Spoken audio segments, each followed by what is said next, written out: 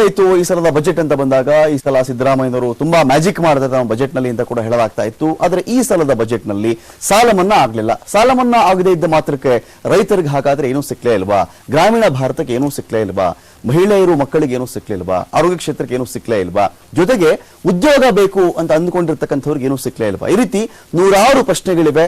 ಈ ನೂರಾರು ಪ್ರಶ್ನೆಗಳಿಗೆ ಸಿದ್ದರಾಮಯ್ಯನವರು ತಮ್ಮ ಬಜೆಟ್ ಮೂಲಕ ಉತ್ತರ ಕೊಟ್ಟಿದ್ದಾರೆ. ಏನು ಉತ್ತರ ಅದು ಅಂತ ಹೇಳೋದೇ ಸಿದ್ದು ಲೆಕ್ಕ.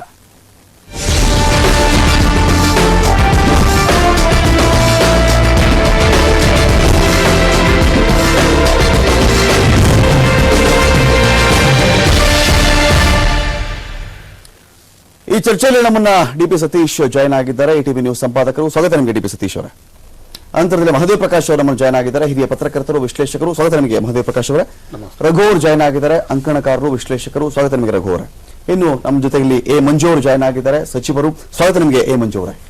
ಇನ್ನು ನಮ್ಮ ಜೊತೆಯಲ್ಲಿ ರವಿ ಸುಬ್ರಹ್ಮಣ್ಯ ಅವರು ಜಾಯ್ನ್ ಆಗಿದ್ದಾರೆ, ಶಾಸಕರು, ಬಿಜೆಪಿ. ಸ್ವಾಗತ ನಿಮಗೆ ರವಿ ಸುಬ್ರಹ್ಮಣ್ಯ ಅವರು.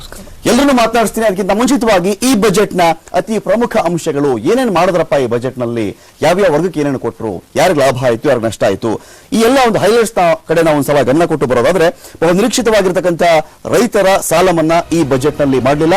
ರೈತರಿಗೆ 3 ಲಕ್ಷದವರೆಗೆ ಬಡ್ಡಿರಹಿತ ಸಾಲ ಬೇಕಾದ್ರೆ ಕೊಡ್ತೀನಿ, ಆದ್ರೆ ನೀವು ಮಾಡಿರ್ತಕ್ಕಂಥ ಸಾಲವನ್ನ ನಾನು ಮನ್ನಾ ಮಾಡಲ್ಲ ಅಂತ ಹೇಳಿ ಸಿದ್ದರಾಮಯ್ಯನವರು ಹೇಳಿದ್ರು. 21 ಜಿಲ್ಲೆಗಳಲ್ಲಿ 49 ತಾಲೂಕುಗಳನ್ನ ರಚನೆ ಮಾಡ್ತೀನಿ ಅಂತ ಹೇಳಿ ಘೋಷಣೆ ಮಾಡಿದ್ದಾರೆ. ಅನ್ನಭಾಗ್ಯದ ಅಡಿಯಲ್ಲಿ ಏನು 5 ಕೆಜಿ ಸಿಗ್ತಾ ಇತ್ತು ತಲಾವಾರು, ಅದನ್ನ 7 ಕೆಜಿಗೆ ಏರಿಕೆ ಮಾಡಿದ್ರು. ಅನ್ನಭಾಗ್ಯ ಯೋಜನೆ ಅಡಿಯಲ್ಲಿ ಗರಿಷ್ಠ 35 ಕೆಜಿ ಅಕ್ಕಿಯನ್ನ ಒಂದು ಫ್ಯಾಮಿಲಿ ಪಡೆದುಕೊಳ್ಳಬಹುದಾಗುತ್ತೆ. ಇನ್ನು ಬೆಂಗಳೂರಿನ 198 ವಾರ್ಡ್ಗಳಲ್ಲಿ ಎಲ್ಲ ಕಡೆಗಳಲ್ಲಿಯೂ ಕೂಡ ನಮ್ಮ ಕ್ಯಾಂಟೀನ್ ಮಾಡ್ತೀವಿ, ಈ ಕ್ಯಾಂಟೀನ್ ಅಲ್ಲಿ ತಿಂಡಿ ನಿಮಗೆ 5 ರೂಪಾಯಿಗೆ ಸಿಗುತ್ತೆ, ಊಟ ಬೇಕು ಅಂತ ಹೇಳಿದ್ರೆ 10 ರೂಪಾಯಿಗೆ ಸಿಗುತ್ತೆ ಅಂತ ಹೇಳಿ ಯೋಜನೆ ಘೋಷಣೆ ಮಾಡಿದ್ದಾರೆ.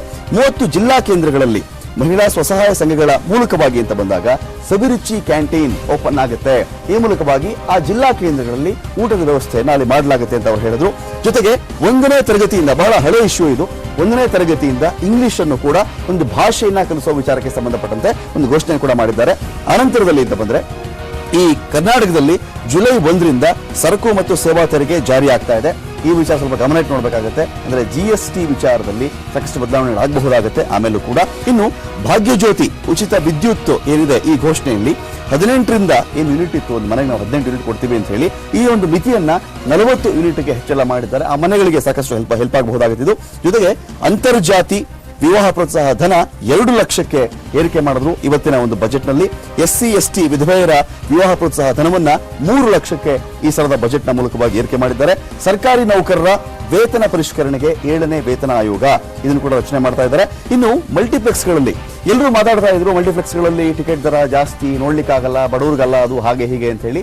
ಆ ಎಲ್ಲ ಕಾರಣವನ್ನು ಮನಗೊಂಡು ಈ ಟಿಕೆಟ್ ದರವನ್ನ 2 ಲಕ್ಷ ರೂಪಾಯಿಗಳಿಗೆ, 200 ರೂಪಾಯಿಗಳಿಗೆ ಇಳಿಸಿರ್ತಕ್ಕಂಥದ್ದು ಅತಿ ಮುಖ್ಯವಾಗಿರ್ತಕ್ಕಂಥ ಒಂದು ಯೋಜನೆ ಇದು ಇವರ ಪ್ರಕಾರವಾಗಿ. ಇನ್ನು 2 ಸ್ಟ್ರೋಕ್ ಆಟೋಗಳು ಏಪ್ರಿಲ್ 2017ರಿಂದ ಬ್ಯಾನ್ ಆಗುತ್ತೆ ಅಂತ ಕೂಡ ಇಲ್ಲಿ ಅನೌನ್ಸ್ ಮಾಡಲಾಗಿದೆ. ಅಂದ್ರೆ 2 ಸ್ಟ್ರೋಕ್ ಆಟೋಗಳನ್ನ ಬ್ಯಾನ್ ಮಾಡೋ ಮೂಲಕವಾಗಿ 4 ಸ್ಟ್ರೋಕ್ ಆಟೋಗಳೇ ಮಾತ್ರ ಚಾಲನೆ ಇರಬೇಕು ಅಂತ ಹೇಳಿದ್ದಾರೆ. ಅನಂತರದಲ್ಲಿ ಬಾಹುಬಲಿ ಮಹಾಮಸ್ತಕಾಭಿಷೇಕಕ್ಕೆ 175 ಕೋಟಿ ಅನುದಾನವನ್ನ ಬಿಡುಗಡೆ ಮಾಡ್ತಾ ಇದೀವಿ ಅಂತ ಕೂಡ ಇವತ್ತಿನ ಬಜೆಟ್ ನಲ್ಲಿ ಹೇಳಲಾಗಿದೆ. ಅತಿ ಮುಖ್ಯವಾಗಿ ಅನ್ನಭಾಗ್ಯ ಏನ್ ಮಾಡ್ತಾರೆ, ರೈತರ ಸಾಲ ಮನ್ನಾ ಮಾಡ್ತಾರ ಇವರು. ಅನಂತರದಲ್ಲಿ ನಮ್ಮ ಕ್ಯಾಂಟೀನ್ ಅಂತ ಬರುತ್ತೆ ನಿರೀಕ್ಷೆ ಇತ್ತು, ಆದರೆ ಸಾಲ ಮನ್ನಾ ಆಗಲಿಲ್ಲ. ಬದಲಿಗೆ 3 ಲಕ್ಷದವರೆಗೆ ಬಡ್ಡಿರಹಿತ ಸಾಲವನ್ನು ಕೊಡ್ತಾ ಇದೀನಿ ಅಂತ ಹೇಳಿದ್ರು.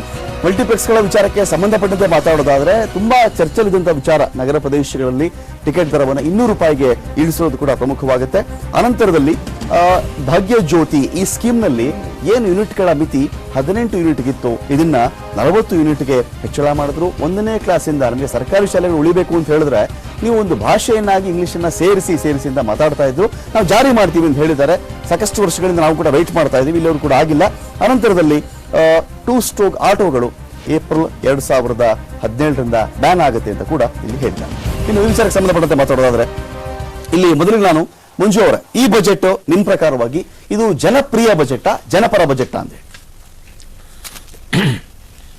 ಇದೊಂದು ಸಿದ್ದರಾಮಯ್ಯನವರು ಇವತ್ತು ಮಾಡಿರ್ತಕ್ಕಂಥದ್ದು 11ನೇ ಬಜೆಟ್ ಆಗಿ 12ನೇ ಬಜೆಟ್.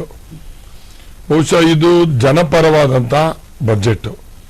ಸಾಮಾಜಿಕ ಕಳಕಳಿನ ಇಟ್ಕೊಂಡು ಪ್ರತಿಯೊಂದು ವರ್ಗದವರ ಸಮುದಾಯವನ್ನ ಗಮನದಲ್ಲಿಟ್ಕೊಂಡು ಎಲ್ರಿಗೂ ಕೂಡ ಅನುಕೂಲ ಆಗಬೇಕು ಅಂತೇಳಿ ಎಲ್ಲರೂ ಸಮಾನವಾಗಿರ್ಬೇಕು ಅಂತ ಹೇಳಿ ಮಾಡಿರ್ತಕ್ಕಂಥ ಈ ಬಜೆಟ್ ನಿಜವಾಗ್ಲೂ ಕೂಡ ಭಾಷಣದಲ್ಲಿ ಅನ್ನೊಂದು ಬಿಟ್ರೆ ರೈತಕ್ಕೆ ಸಿಗ್ಲಿಲ್ಲ ಅಂತ ನೀವು ಇಂಡೈರೆಕ್ಟ್ ಆಗಿ ಹೋದಾಗ ಎಲ್ಲಾ ವರ್ಗದವರು ಕೂಡ ಅದರಲ್ಲಿ ರೈತರು ಇರ್ತಾರೆ ಅನ್ನೋದನ್ನ ಯಾರು ಮರಿಬಾರ್ದು.